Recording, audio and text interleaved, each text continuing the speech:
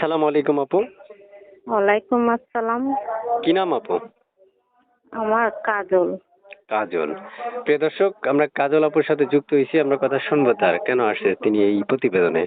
আপু, প্রতিবেদনে আসার মূলত কারণ কি একটু উপস্থাপন করবেন? প্রতিবেদনে আসার কারণ হচ্ছে ভালো একটা মনের মানুষ খুঁজতেছি, যে আমাকে ভালোবাসবে, এরকম ভালো একটা মনের মানুষ পাইলে। আচ্ছা, আপু কোথায় থাকেন? আমি নরসিংদী থাকি। প্রিয় দর্শক, নরসিংদী থেকে যুক্ত হয়েছে। আপনার মধ্যে একটা কথা বলে রাখছি, যারা এই মুহূর্তে আমাদের ভিডিওটা দেখছেন তারা চ্যানেলটা সাবস্ক্রাইব করে রাখবেন। আগে থেকে করে রাখলে অসংখ্য ধন্যবাদ। তো আপু, শুনতে চাই আপনার পরিবারে কে কে আছে? পরিবারে ছোট একটা বোন আছে আর আম্মু আছে, বাবা মারা গেছে। আচ্ছা, কি করছেন আপনি বর্তমানে? বর্তমানে বাসা বাড়িতে কাজ করি। বুঝি নাই। বাসা বাড়িতে কাজ করি। প্রিয় দর্শক, বাসা বাড়িতে আপু কাজ করে। আপু আসছে মনের মানুষের জন্য বা বিয়ে বসতে। আপুর কি আগে বিয়ে শাদী হয়েছে? না, বিয়ে শাদী হয় নাই। ও, আপনি অবিবাহিত? হ্যাঁ হ্যাঁ। এখন নতুন করে বিয়ে বসতে যাচ্ছেন? হ্যাঁ, নতুন করে বিয়ে বসবো। প্রিয় দর্শক, যারা বিবাহিত জীবনে আছেন, বউ রেখে গোপনে প্রেম করতে চাচ্ছেন কিন্তু পাত্রী পাচ্ছেন না, আজকের ভিডিও তাদের জন্য। এবং যারা চাচ্ছেন বিয়ে করবেন, বউ অনুমতি দিচ্ছে না, আমি বলবো যে আপনি বিয়ে করেন না আর। কারণ বউ অনুমতি না দিয়ে বিয়ে করার কোনো কারণই আসে না। তারপরেও যদি আপনার মনে ইচ্ছা হয়, আপনার যদি ইচ্ছা জাগে, তাহলে ফোন দিতে পারেন এই আপুটাকে। অবশ্যই উনি কল রিসিভ করবে। আপনি কল রিসিভ করবেন?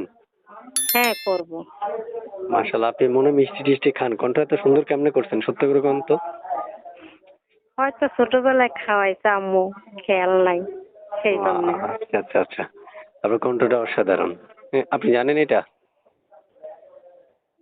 মানে কারোর সাথে কথা বলার সময় কেউ আপনাকে বলছিল?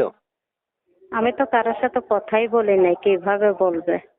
আচ্ছা আচ্ছা, আজ থেকে দেখবেন অনেক মানুষ আপনাকে ফোন দিয়ে বলবে যে আপনার কণ্ঠটা অসাধারণ। যাক, ছবিটা কার? ছবিটা আমার। ও প্রিয় দর্শক, ছবিটাও ওনার, তার মানে বুঝতে দেখেন ছবি যেমন কণ্ঠটাও তেমন। রেখে দিলাম আপনাদের জন্য, আমি তো বিয়ে করে ফেলছি। চান্স আপনাদের।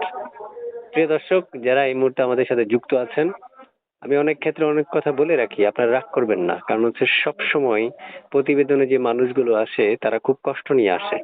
আর আমিও চাই না যে একটা মানুষ কষ্টের কথা বলতে বলতে আমার কাছে খুব আর্তনাদ করুক। আমি চাই হেসে খুশি কথা বলুক, আর হাসির মাঝে আপনারা তার মনের ভাবটা বুঝতে পারেন বা তার সাথে কথা বলার ব্যবস্থাপনা রাখতে পারেন। তাই আপনাদের জন্য দিয়ে দিলাম ব্যবস্থাপনা। ভালো থাকুন, সুস্থ থাকুন। আল্লাহ হাফেজ। আবার কিছু বলবেন আপনি? না, আর কিছু বলবো না। আপনি কি আমার প্রতি রাগ করলেন? না না, রাগ না।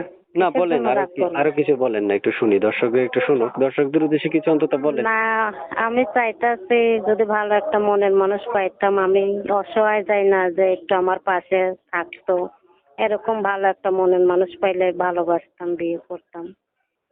সে যে এরকমই হোক, তাকেই পছন্দ করব, যে অসহায় যাই না আমার পাশে দাঁড়াবে।